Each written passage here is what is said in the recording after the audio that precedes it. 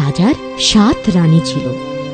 দুঃখের বিষয়, সেই 7 রানীর কোনো সন্তান ছিল না। এজন্য রাজা ও 7 রানীর মনে ভারী কষ্ট ছিল। একদিন সকালে রাজসভায় এক সাধু এলেন।